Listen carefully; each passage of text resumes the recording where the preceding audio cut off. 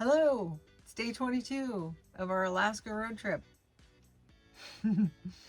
This is the first non-work, non-travel day that we've had. It might be more exhausting not working and traveling. We're tired. First thing this morning, well, I guess not first thing.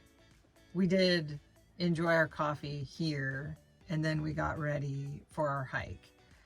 It was definitely not an alpine start. What does that mean, early?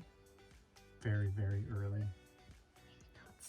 We caught a shuttle from the camp here. There's a bridge that goes across the river, and then you can catch a shuttle there. Mm-hmm. So we caught the shuttle. There's two options for the shuttle. We chose, well, I guess we chose Blackburn because he was the first one that showed up. I did attempt to plan, and I had taken video of the shuttle times last night when we got here, but I deleted them and deleted them from my deleted folders because I needed space on my phone. So then we didn't realize that we got to the shuttle and it was going to be like 45 minutes. Yeah. We did like a 5-minute walk and then stood there for 45 minutes in the sun. The Blackburn shuttle ended up getting there first, and I think he got there actually, it had only been half an hour or less. It was definitely more than 15 minutes, but maybe less than half an hour. Yeah, we still waited. Really easy shuttle. We paid him and he drove us down to Kennecott, which is 5 miles from that footbridge. Mm-hmm. We got to Kennecott and we started our hike. The hike was 5.7 miles round trip. We did the Root Glacier Trail.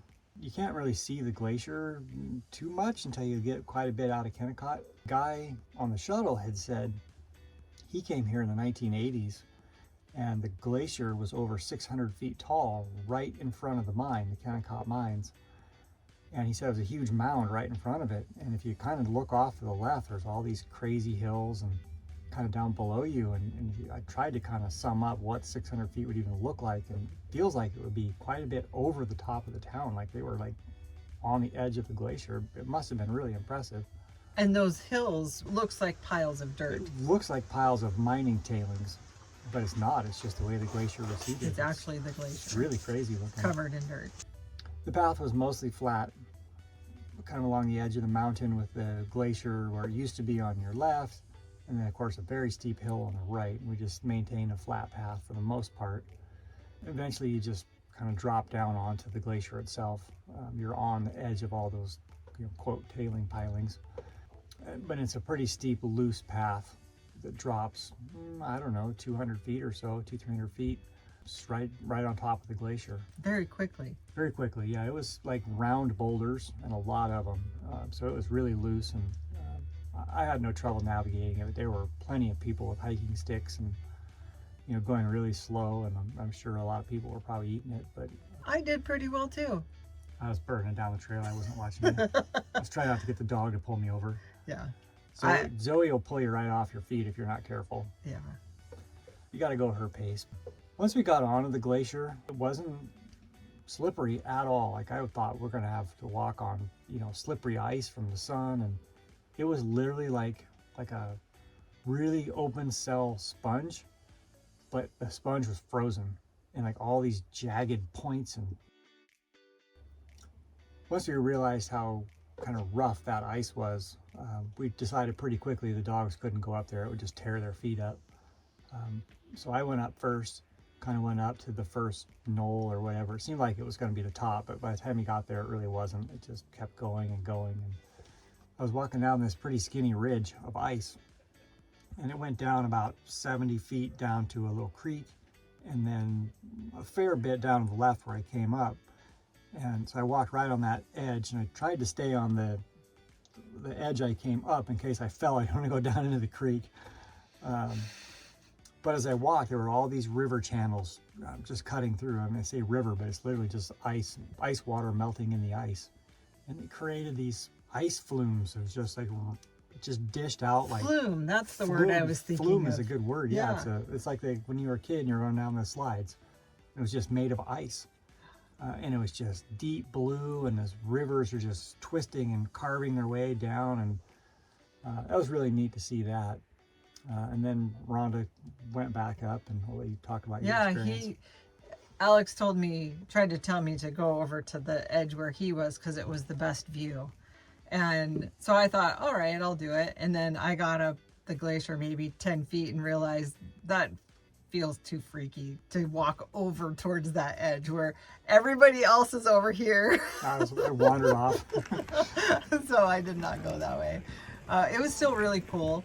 A little freaky, you know, when you're out there and you start to realize there's these channels of water running through the ice, and you're like, that's how the crevasses are made. Like, that's how this chunk is going to fall off, because this water is going to create.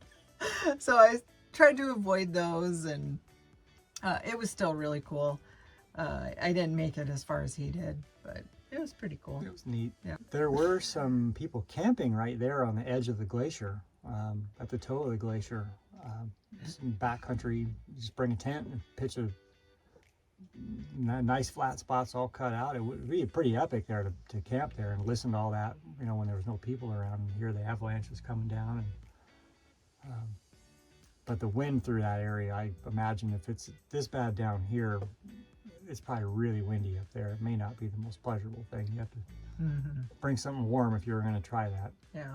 But easy hike. You could easily pack a 50-pound pack out there and spend 2 or 3 days in camp. It's not a difficult hike in that regard. We ended up taking the other shuttle back because They arrived first. they were there. When we got to where the shuttle pickup was, they were already sitting there. She was eating her lunch and said she was going to be leaving in 7 minutes. But you're supposed to have a ticket. You were supposed to have purchased a ticket to ride on that shuttle. And she said it was fine. She would let us ride for free. And I was like, no, I did pay her in cash. I gave her some money. When she dropped us off, she said if we wanted to do that, like an on and off thing, multi-day thing, that we would need to buy a ticket. So just know that the Blackburn shuttle, you can buy tickets in advance, but you can also pay him directly. The other shuttle, you have to buy it in advance. At the little mercantile store in McCarthy. Yeah. We chose to get off the shuttle in McCarthy rather than going all the way to the footbridge so that we could stop and get some more water. We want to get some additional drinking water because we are on water conservation currently in the camper. We're aiming for 8 days off grid on this particular journey, which is a lot on 50 gallons of water for everything. It is. So we have to be very mindful of our water usage and drinking and all of that. We picked up some local drinks, some Alaska beers, Alaska brewing beers, and I got a hop water, non-alcoholic hop, malted water that was carbonated. That was pretty good, called Tiger Tears.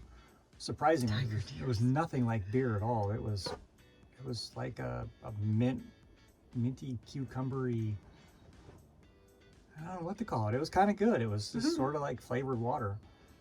So I'd grab one of those if you're in the store. We found some more of those yummy blueberry drinks that Rhonda likes. The 49th State Brewing Wild Blueberry Cream Soda in a can. In July, they're going to have a limited edition raspberry one. So we're hoping to find that before we head out of here. We will be in Anchorage in July, and so they are located in Anchorage. So yeah. I will go to their brewery and get some. Yeah, I have to. Sounds yummy. So we did stop and buy some water there, and then decided to walk back to camp. And along the way, there's a local swimming hole that people swim in. I think there's campgrounds right along it as well. It seemed like yesterday. And it was a great spot for the dogs to get in the water, and they swam around a little bit and cooled off from their long day, because they had a long day too. Very long. When we got back to camp, it was pretty warm, so we moved the chairs into the shade and just hung out for the rest of the day and relaxed. Got some hydration and chilled, yeah. It's been a while. Nice to do nothing. Yeah. All right, well, we have a big day ahead of us tomorrow. It's going to be a bigger hike, longer hike. Hopefully, See if we make it. we all make it. I've always been worried mostly about Otis making it, but really, we have to worry about us too. Will we make it? Stay tuned for our next adventure.